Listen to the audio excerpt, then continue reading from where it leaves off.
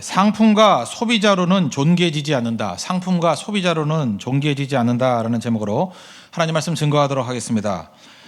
세상의 영향이 엄청납니다. 세상의 영향이 교회까지도 밀어닥친 것 같습니다. 그래서 교회가 점점 세상을 닮아가는 모습이 있습니다. 그래서 깜짝깜짝 놀랍니다.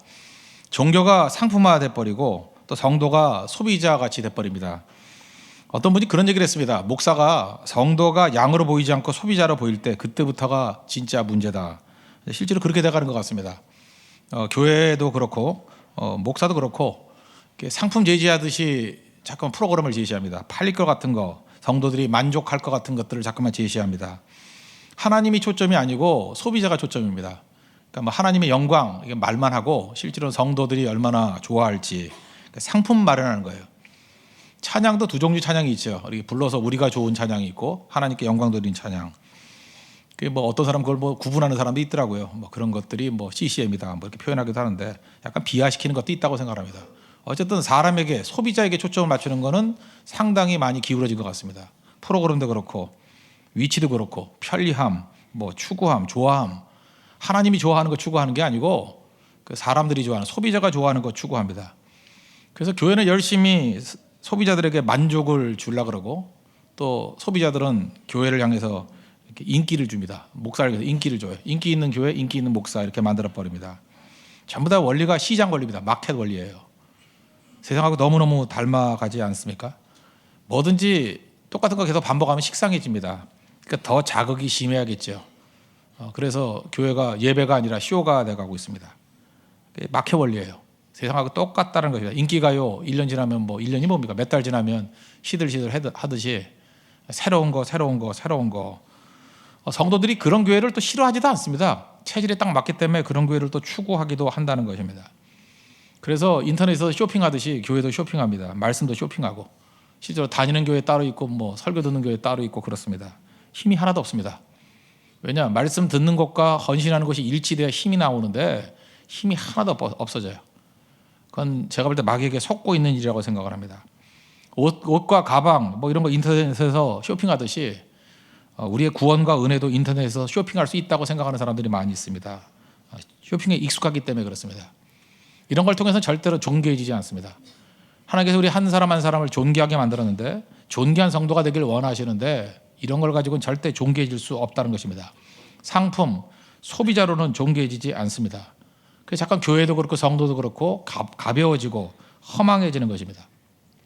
하나님 말씀도 자기 멋대로 해석을 합니다. 좀 쉽게 해석을 해요. 예를 들어서 오늘 읽었던 본문 말씀, 심지어 우리 교인들은 뭐 다 외우는 사람도 많이 있지 않습니까? 로마서 8장 28절부터 쭉 나오면 이거 오용을 합니다. 28절 이렇게 인용하죠. 뭐 뜻대로 부르심을 입은 자들에게서는 합력하여 선을 이룬다. 이걸 뭐라고 해석해요? 내게는 만사 형통이다 이렇게 해석을 해요. 그래서 얼마나 이 말씀을 좋아하는지 좋아하는 구절만 딱 뽑아가지고 목록을 딱 만들어 놓습니다. 뭐 내게 능력 주는 자라서 내가 모든 걸 할 수 있다. 뭐 이런 것들 몇 개 목록을 해놔요. 제가 LA 갔을 때 그 비치에서 봤던 어떤 형제를 봤습니다. 문신을 했더라고. 타투. 로마서 8장 28절. 그걸 어떻게 해석해야 될지 모르겠어요. 말씀으로 타투를 했더라고요. 문신을 하고. 좋다는 거죠. 내게는 안 되는 일이 없다.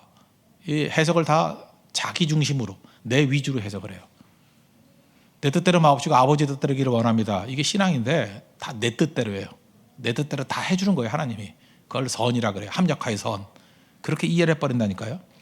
31절에도 이렇게 이해를 합니다. 만약 하나님이 우리를 위하시면 누가 우리를 대적하리요. 이걸 어떻게 이해를 해요? 까불래? 덤벼봐. 이렇게 느끼지 않아요? 하나님이 우리와 함께 한다는 거야. 까불래? 덤벼봐 한번. 다 이길 수 있어. 왜? 내 뜻대로 된다는 거거든요. 내 성질을 건드리는 놈들은 하나님이 함께하기 때문에 내가 다 없애버린다. 이게 하나님을 믿는 것을 권력으로 생각합니다. 만약에 내 뜻대로 다 된다 그러면 주인이 바뀐 거죠. 주인이 누구예요? 하나님이 주인이 아니라 내가 주인이죠. 내가 주인이라서 램프에 있는 지인이 부르듯이 와서 거인 도와달라듯이. 그죠? 내가 주인 아니에요. 하나님 가서 싸워줘요. 하나님 저거 해결해줘요. 하나님이 내 종 아니에요. 근데 우리 신앙이 무엇입니까? 하나님이 주인이고 내가 종이라는 거 아니에요. 내가 변하는 거 아닙니까? 내가 연단받아서 변화되는 거 아니에요? 그래서 순금 같은 신앙 되는 거 아닙니까? 그러니까 우리는 안과 같이 맨날 바뀌는 거예요. 왜냐? 도금 신앙이기 때문에. 내가 주인이 되니까 나는 변화되지 않습니다. 미드나 마나 똑같아요. 그러니까 깊이도 없고 존귀함도 없고 아무것도 없다는 것입니다. 좀 엄밀히 말하면 단어도 바뀌어야 될 것 같아요. 믿음 가지고 이런 식으로 해석하는 사람은 자신감은 있어요. 근데 이걸 굳이 단어를 구분한다 그러면 자존감하고 좀 다른 것 같아요. 자신감은 뭐냐면 훈련의 산물입니다. 마인드 컨트롤을 하거나 또 열심히 뛰는 사람은 자신감이 있어요. 예를 들어서 공부 열심히 하는 사람이 있습니다. 시험 공부 다 했어요. 그러면 시험지 받아볼 때 자신감이 있죠. 공부 다 했으니까. 뭐 여러분 별로 경험을 못 해봐서 잘 모르는 것 같은데 공부를 다 해놓으면 자신만만합니다. 그죠? 어떤 문제는 내봐. 뭐 선생님 아무 문제나 내봐. 구석에 있는 거 내봐. 될 수 어렵게 내봐. 다 풀 수 있지. 그런 자신감이 있어요. 공부한 사람들은. 그건 자기가 준비한 거예요. 운동선수도 마찬가지입니다. 연습 잘하고 나면 자신감이 있어요. 오늘은 나 골인을 넣을 거야. 오늘 잘할 거야. 자신감. 이거는 자기가 훈련하면 되는 겁니다. 내게 있는 거예요. 자존감은 그런 거 아닙니다. 자존감은 하나님의 사랑 받으면서 나오는 거예요. 이게 신분에서 나오는 거예요. 내가 하고 안 하고의 문제가 아닙니다. 아들이라는 거예요. 아들.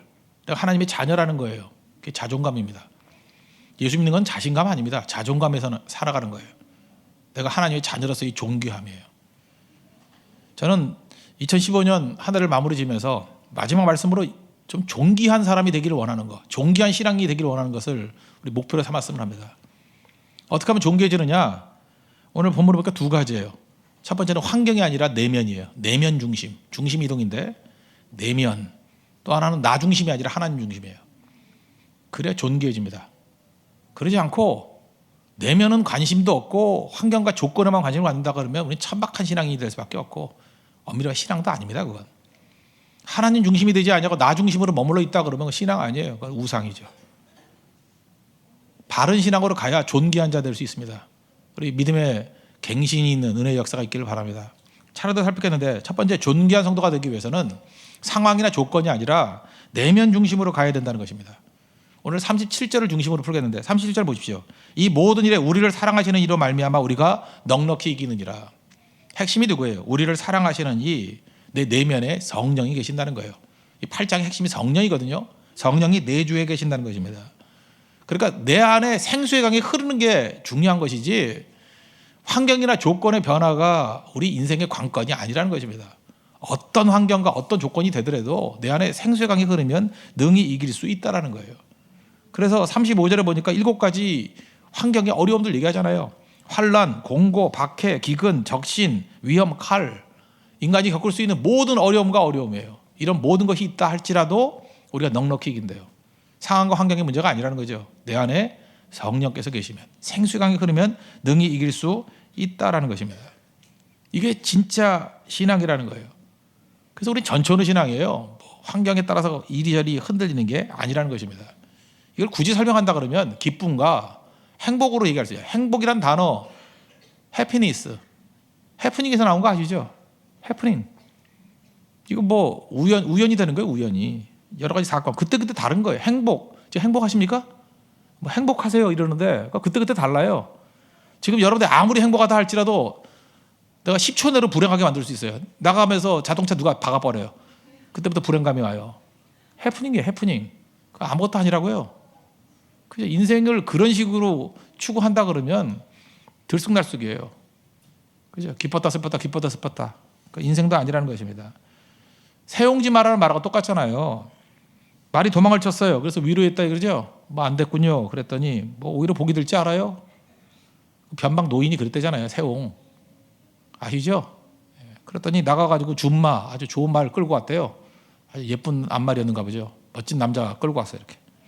그때 사람들이 축하해 준다 그랬어요. 축하합니다. 그랬더니 오히려 화가 될지도 몰라요. 아들이 그거 타고 가다가 떨어져가지고 다리 장애인이 됐어요. 절뚝발이가 돼버렸다고. 그래서 사람들이 위로합니다. 안 됐군요 했더니 오히려 뭐 복이 될지 알아요? 전쟁 났습니다. 다 끌려가서 죽었는데 부상 입어가지고 전쟁 안 가서 살았다 그 얘기 아니에요? 정말 해프닝이 뭔지를 보여주는 거예요. 세옹지마 해프닝. 그래서 이 해프닝에 인생을 거는 사람 그 행복이거든요. 조건과 상황. 인생이 정신없습니다. 다 정신없어요. 그래서 맨날 목사한테 전화 거는 사람도 있죠. 정신없게. 뭐 이거 해주세요. 저거 해주세요. 뭐 안 팔려요. 그 기도도 안 해요. 그런 거. 그죠? 내가 뭐 할 일 없다고 그런 거 하고 있어요. 조건 바꾸는 게 뭐 우리 인생인 줄 알아요? 해프닝이거든. 해프닝 그냥 가만히 있으면 돼요. 가만히 있으면 시간이 가면 다 해결되건. 근본의 문제거든요. 근본의 문제. 내 배에서 생수의 강이 흘러야죠. 평생 조건 바꾸는 싸움 벌이지 마십시오. 1년 동안 그렇게 살았잖아요. 이제까지 그렇게 살았잖아요. 뭐가 나아지셨어요? 2달 전만 해보세요. 우리 자녀들 대학 붙는 거 인생 걸었죠? 대학 붙었으면 좋겠다. 막 눈물을 흘리고 진짜 엄마답죠? 평생 자녀 위해서 처음 기도해봤죠? 언제 기도해봤나? 쇼핑이나 다녔지. 근데 붙었어요. 싹 잊어버렸죠? 역시 피는 달라. 뭐 이러면서 그죠? 다 될 거 된 것 같았죠? 얼마 안 가요 그런 거. 너무 또 좋아하지 마세요. 또 딴 일 벌어지지도 알아요? 인생은 다 해프닝이에요. 해프닝. 그거 인생 건다 그러면 인생이 너무 허망한 거라고요. 그거 아닙니다.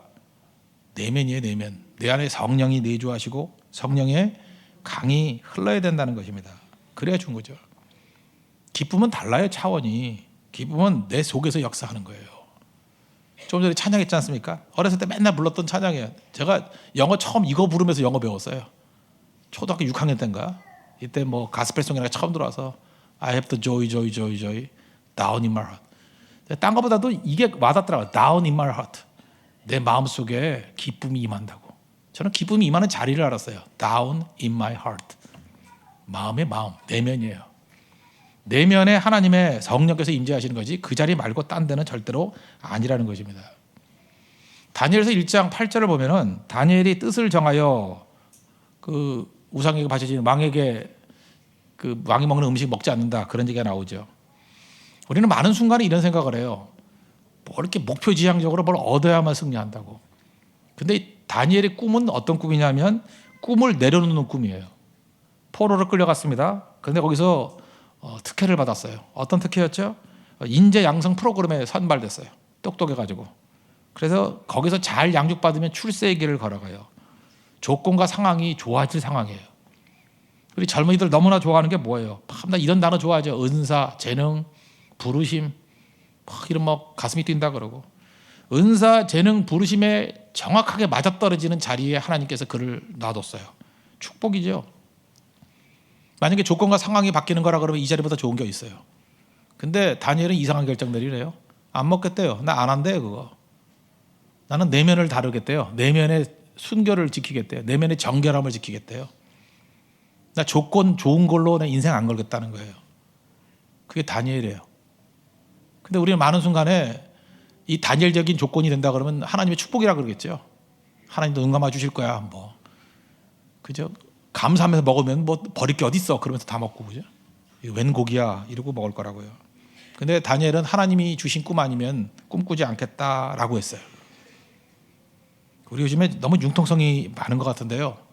성경상의 인물들을 보면은 하나님께 쓰임 받았던 사람들의 공통점은 좀 더 고지식했습니다. 좀 꼬장꼬장했어요. 요셉 보세요. 주인집 아줌마가 얘기를 하는데 그거 죽잖아요.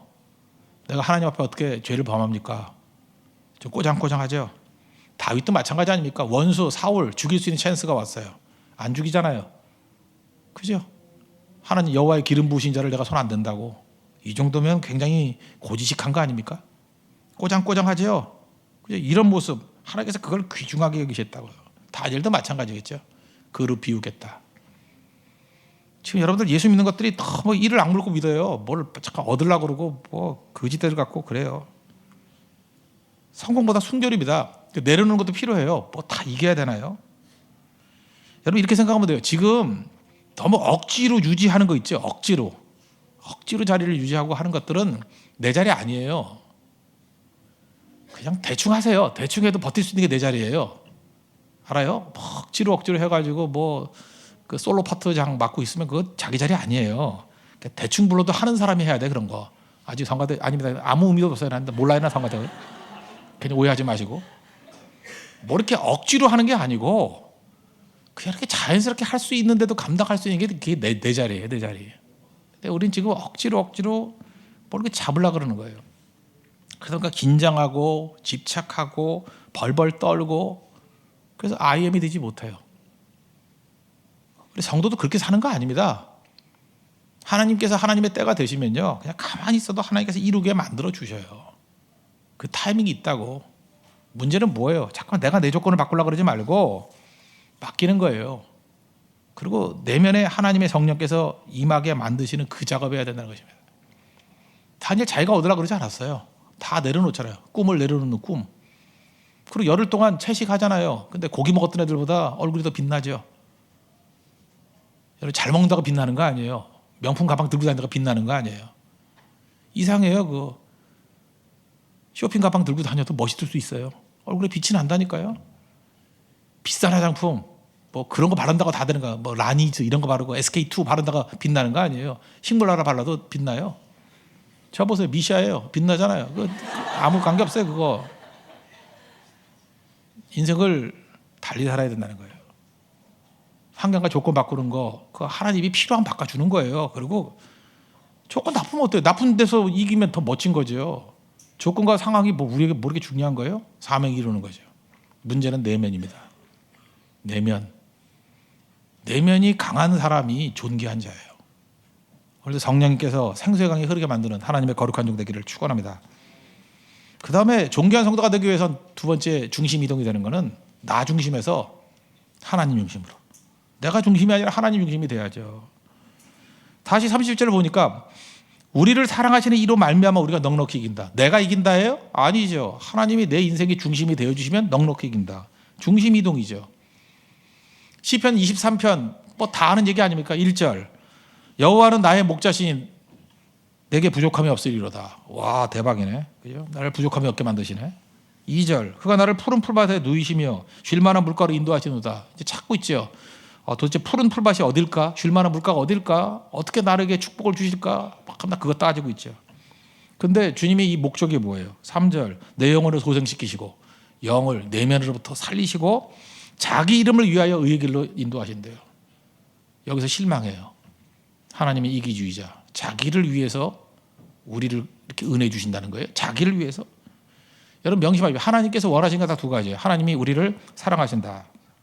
또 하나는 우리 한 사람 한 사람이 하나님의 영광을 위해서 살기를 원하신다. 이걸 이해를 못해요. 하나님의 영광을 위해서 살기를 원하신다. 뭐 하나님 뭐 이런 분이 다 있나 그러는데 아니죠. 우리가 하나님을 사랑합니다. 그럼 이게 얼마나 영광스러운 일이에요. 우리가 사랑하는 사람, 우리 인간적으로 사랑하는 사람이라도 내가 준 선물을 정말 좋아한다 그러면 기쁘지 않아요?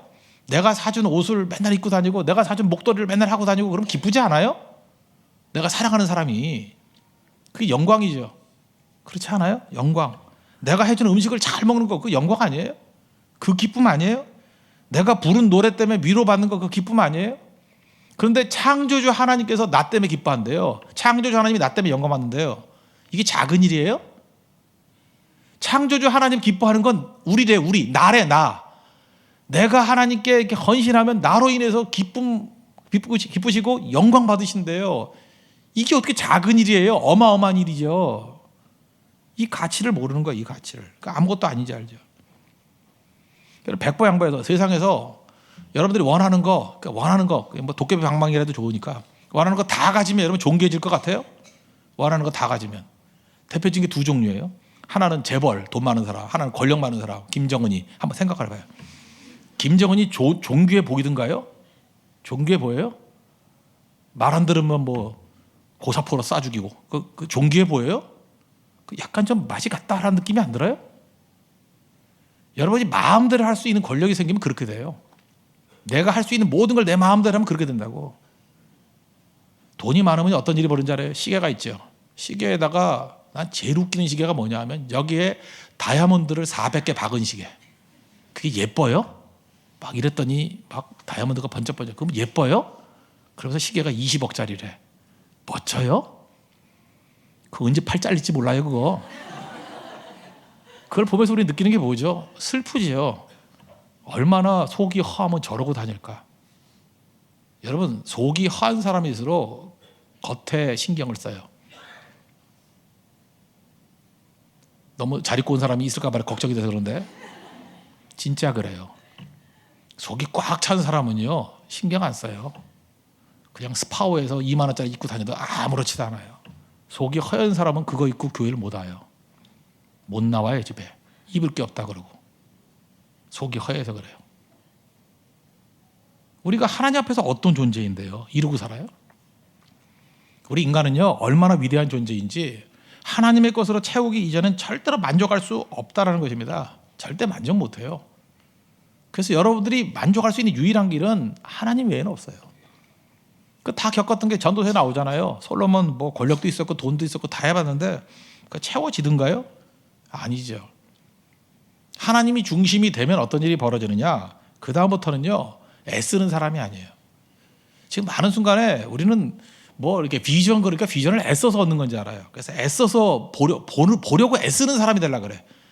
우리 젊은이들도 맨날 와서 뭐 매달리는 게 뭐냐, 뭐 보여달라고 그러는데 애쓰려고 그래요. 보려고 애쓰는 거. 하나님 중심이 되면요 보려고 애쓰는 게 아니고 그냥 보는 사람이 돼요. 그냥 보인다니까요. 뭐 애쓸 게 뭐 있어, 그냥 보이지. 하나님 중심이 되면 그냥 보이는 거예요. 하나님 중심이 되기 이전에는 사건, 이 팩트에 관심이 많았어. 근데 그 다음에 관점이 생겨요. 이 사건과 관점의 인생 달라요. 이전에는 인포메이션, 정보가 중요했어요. 이제는 통찰력, 인사이트가 중요해요. 빅데이터, 그 백날 있어봐야 무슨 소용이 있어요. 통찰력이 없으면 아무것도 아니지. 근데 척 보면 알아요. 감 보면 딱 알아요. 아까도 얘기했죠. 어떤 사람 딱 보면은 자기 딴은 꽤 꾸미고 나왔다가 보는데 딱 척 보는 순간에 허하군. 딱 보여요 저거. 불쌍하네. 저거 사랑 못 받은 여자군. 금방 알아요. 그냥 알아요. 몸부림치고 있군. 밤이 괴롭겠군. 딱 느낌이 와요 벌써. 그죠? 저거 가족에 문제가 있군. 그 뭐 관점이 달라지거든요 완전히. 하나님 눈으로 바라보니까. 저는 고린도서 1장 22절 23절 참 좋아하는데, 유대인은 표적을 구하고 헬라인은 지혜를 찾으나 우리는 십자가에 못 박힌 그리스도를 전한다, 이런 말씀이 나오거든요. 세상의 도구는 두 가지예요. 유대인들은 표적을 구한다. 표적이 뭐예요? 경험이잖아요. 경험주의. 그 다음에 헬라인은 지혜를 구한다. 지혜가 뭐야? 러직, 논리. 그 이성 아니야? 이성? 합리주의. 결국 세상은 두 가지 중에 하나예요. 그런데 하나님의 세계는 경험주의도 합리주의도 다 이해 못한다는 거예요. 하나님이 이해할 수 있는 건 제3의 길이 있다는 거죠. 제3의 길, 십자가예요. 십자가에 못 박힌 그리스도를 전하니 제3의 관점. 그래서 그리스도인들은요 세상과는 달라요. 다른 관점 속에 살아간다고. 그래서 내가 믿는다 그러는데 뭐 사는 게 딱 보면 알죠. 그 뭐 믿는 건지 아닌 건지. 근데 관점이 없냐 그거죠. 왜 관점이 그래? 볼 것도 없어요. 자기 보는 거 얘기하잖아요. 말하는 거 보면 들어보면 알아요. 보이는 거 얘기하잖아요. 뭘 보는지 아는 거지 뭐. 넌 그거밖에 안 보이니? 보는 자라고요. 보려고 애쓰는 자가 아니라. 평면적이 아니에요. 입체적이 된다고. 예수님 넘어뜨리려고 가이사에게 세금 내야 됩니까? 말아야 됩니까? 평면적으로 둘 중에 하나죠. 내라 말라죠. 내라 그러면 친제국주의. 그러니까 백성들이 싫어하겠죠. 인기가 사그러들고. 또 내지 말라 그러면 반제국주의. 그러면 혁명주의잖아요. 체포시키려고. 그죠? 넘어뜨리려고. 근데 예수님 뭐라 그래요? 야, 동전 갖고 와봐. 이 화상 누구 거야? 가이사 거. 가이사의 것은 가이사에게, 하나님의 것은 하나님의 것. 입체구도죠. 달라요, 인생이. 저는 이 사회의 문제가 뭔지 알아요? 이 사회가 평면적이에요. 평면적이가 뭐냐면 좌우, 정말 이건 꼴통들이거든요. 보이는 게 그거밖에 없으니까 맨날 그거예요. 그러니까 여러분도 마찬가지예요. 예수 믿는다 그러면서 항상 한다는 소리가 뭐냐면 성공이냐 실패냐. 다니엘을 봐도 다니엘을 성공이냐 실패를 봐요. 아니 그 우상에게 바쳐진 그 재물을 먹는 게 성공이야, 안 먹는 게 성공이야? 질문을 그렇게 한다니까요. 퀴티를 해도 그렇게 해요. 혼자 앉아가지고 죽치고 앉아가지고 성공이냐 실패냐. 그러니까 모든 게 보이는 게 합격이냐 불합격이냐 그거 없어요. 내 자녀 뭐였자 합격이야 불합격이야. 이제 하나님이 지금 들어 쓰고 있는 거야, 훈련하는 거야, 아니면 버림받은 거야. 그걸 볼 줄 몰라요. 그냥 합격 불합격 그거밖에 몰라요. 직장도 승진이냐 낙오냐 그거밖에 모르고, 어디 취직했냐 대기업이냐 중소기업이냐 그거밖에 볼 줄 몰라요. 결혼했냐 외롭냐 그거밖에 볼 줄 몰라요. 밤낮 기도 제목도 뭐 금년 안에 뭐 2달의 시간을 드리겠습니다. 맨날 이러고 2달 지났는데 어떡할 거야 이제? 어떡할 거야 이제? 또 받겠죠? 6개월의 시간을 더 드리겠습니다. 또 그럴 거 아니에요. 그러니까 타협할 거냐 사표낼 거냐 밤낮 그런다는 거예요. 거기서 나온 게 뭐예요? 뭐 금수저, 문수저, 흙수저. 답답한 거죠. 지금 머리 구조가 거기에 머물러 있으니. 다니엘 보세요. 포로잖아요. 포로에서 출세하느냐 안 하느냐 그 차원이었어요. 자기를 잡아간 나라의 시대의 대안이 되잖아요. 못 보는 걸 보잖아요. 그 금신상 보세요. 바벨론이 끝이 아니고 그 다음에 파사란 나라가 있고 헬라란 나라가 있고 로마란 나라가 뜨인 돌 하나에 박살나 역사의 새로운 관점을 제시하잖아요. 그게 크리스찬이에요. 입체적인 관점이 있어야죠. 노예였지만 요셉은 꿈의 사람이잖아요. 꿈을 실현하고 있잖아요. 그를 통해서 해결이 되고 있잖아요. 그 깊이가 해결이 되잖아요. 입체적이지 않아요? 도망자 다윗, 도망자입니까 그가? 하나님 나라의 원리가 무엇인지를 보여주는, 그죠? 하나님의 나라를 세우는 자죠. 그래서 여러분 하나님의 관점을 가지고 하나님 음성을 들어야 됩니다. 순종하면 달라져요. 제가 예를 하나 든다 그러면, 제가 대학교 다닐 때 처음으로 오리털 파카를 샀어요. 지금은 오리털 파카가 그렇게 비싼 게 아니에요. 근데 제가 대학 다닐 때는 오리털 파카가 정말 비싼 거였습니다. 그때는 소음 집어넣고 있던 때였기 때문에 중공군 같이 그런 거 입을 때에 오리털 파카는 혁명적인 거였습니다. 그러니까 감이 오게 다 얘기해 줄게요. 요즘 시대에 캐나다 구스를 입었다라고 하는 거와 비슷해요. 한 150만 원짜리. 그러니까 만만치 않은 거예요. 정말 힘들게 제가 마련을 했습니다. 나도 그때 왜 그런지 모르겠어. 하여튼 등산을 많이 다니기 때문에 이렇게 좀 좋은 걸 하나 입어야 되겠다. 그래서 얼마나 자부심이 있는지, 얼마나 이게 따뜻한지를 보여주기 위해서 속에는 얇은 옷 하나 그거 딱 입고 버틸라고, 친구들한테 자랑하려고 이렇게 얇은 거 입었는데 이거 하나 입으니까 하나도 안 춥다 뭐 이런 거 보여주려고. 그리고 지하철을 타고 갔어요. 그런데 사람이, 옛날엔 지하철이 사람이 많았습니다. 지금까지 뭐 9호선까지 있는 게 아니고 몇 개 없었으니까 1, 2호선밖에 없었어요. 몇 개 없으니까. 그러니까 사람이 바글바글한데 저쪽 보니까 좀 비어 있어. 그래서 사람 해집고 글로 갔죠. 갔더니 거기에 사람이 없는 이유를 알았어요. 어떤 노숙자 아저씨, 그때는 거지라 그랬어요. 거지가 누워가 있더라고. 냄새가 엄청나는 거예요. 그러니까 사람들이 안 오는 거죠. 그랬더니 이제 다시 들어갈 수도 없잖아. 이제 막혀가지고 거기서 이제 있는데, 그 아저씨, 냄새나는 아저씨 여름 옷을 입고 있더라고. 밖에는 엄청 추운데, 그때는 지하철도 추웠어요. 엄청 추운데. 그러니까 거기서 이제 골아 떨어진 거예요. 약간 따뜻하니까. 근데 마음속에 잠깐 이런 생각이 드는 거예요. 내 잠바를 벗어줘라. 내 잠바를 벗어줘라. 아니, 평소에는 들리지도 않던 하나님의 음성이 그때 들리는 거예요. 내가 그렇게 기도해도 들리지도 않는 음성이 분명 하나님의 음성이야. 제가 또 금방 순종하는 사람이 아니다. 외면을 했죠. 이거는 이건 미신이야. 이건 하나님 음성이 아니야. 돌아서서 눈을 떠봤더니 그 거울에 유리에 비쳐가지고 그 아저씨 토 보이는 거야. 와, 진짜 미치겠더라고요. 이게 얼마짜리인데. 근데 그 아저씨가 놔두면 죽을 정도겠더라고요. 내 느낌에. 눈물을 범고 벗어주고 내려버렸어요. 아까울까봐 그냥 내려버렸어요. 저는 그게 제 인생에서 굉장히 중요할 때였어요. 대학교 4학년 때였는데, 그때 제가 이제 신학교 가려는 결정을 해야 될 때였어요. 잠바 하나 벗어주는 순종을 통해서 제가 사라진 게 있어요.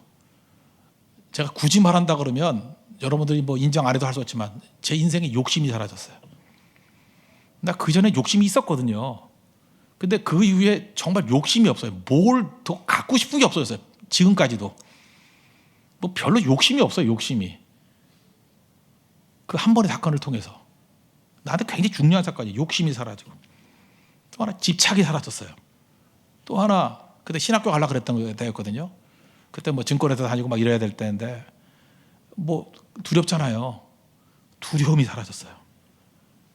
이거 뭐 해석할 길이 없어요. 그 왜 사라졌는지에 대한 설명할 길이 없고, 그냥 옷 한번 벗어준 걸 통해서 욕심이 사라지고 집착이 사라지고 두려움이 사라지고 좀 자유로워졌어요. 그래서 또 다른 말로 하면 신학교 갈 용기가 생겼어요. 그리고 가서도 기쁘게 다녔어요. 곰곰이 생각하니까 그 터닝 포인트가 언제냐면 옷 벗어줄 때예요. 저는 그때 딱 한 경험했거든요. 믿긴 믿지만 나 중심적인 신앙이었어요. 근데 어느 순간인가 그걸 하나님의 음성이라고 들읍시다. 내 마음까지 너무 강한 하나님의 음성이었어요. 그 말씀에 순종하는 그 순간에 중심이 바뀌니까 내 인생이 존귀해지더라고요. 정말 존귀해졌어요. 그 이전에는 정말 비천했거든요. 한심한 인생이었거든요. 존귀해지더라고요. 이게 존귀함입니다. 뒤집어 얘기하면 여러분 인생이 계속해서 환경과 조건 바꾸는 싸움 벌이면 여러분 초라한 인생입니다. 내면이 중심이 돼요. 생수강이 흐르는. 또 한 가지, 나 중심적인 사람은 백날 모든 걸 다 가져도 험악해집니다. 솔로몬 보세요. 모든 걸 다 가져도 아무것도 아니에요. 유치해져요. 근데 하나님 중심이 되는 그 순간에 지금 다 설명 못해요. 인생이 다 바뀌어요. 부수적인 것들이 너무너무 많아가지고 다 설명할 길이 없어요. 그런 승리를 맛볼 수 있는 길이 있다는 것입니다. 이게 존귀합니다. 그리스도 안에서 존귀함을 누릴 수 있는 믿음의 신앙의 길을 축원합니다. 모두 자리에서 일어나겠습니다. 하나님 한 번 더 나를 우리 찬양하겠습니다. 그리고 다 같이 공동체 기도 드리겠습니다. 기도하겠습니다. 상품과 소비자로는 존귀해지지 않습니다. 이것이 가벼움과 허망함의 근거입니다. 하나님의 사랑을 받는 자로서 자존감을 갖게 하소서. 존귀한 성도가 되기 원합니다. 환경에서 내면으로 중심 이동하게 하소서. 성령이 주시는 생수의 강이 흐르면 어떤 조건도 이겨냅니다. 어떤 때는 꿈을 내려놓는 꿈을 꿔야 할 때도 있습니다. 은사, 재능, 부르심에 응답한다는 명목으로 믿음을 저버리지 않게 하소서. 존귀함은 나 중심에서 하나님 중심으로 바뀌는 것입니다. 원하는 것을 모두 가진다고 존귀해지지 않습니다. 하나님 외에는 존귀해질 길이 없습니다. 하나님 중심이 되면 보려고 애쓰는 사람에서 보는 사람이 됩니다. 사건에 매달리는 것이 아니라 관점이 생깁니다. 정보가 아니라 통찰력에 초점을 맞춥니다. 평면적 시각에서 입체적 시각으로 바뀝니다. 하나님의 마음을 갖고 사는 존귀한 자가 되게 하소서. 예수님의 이름으로 기도합니다. 아멘.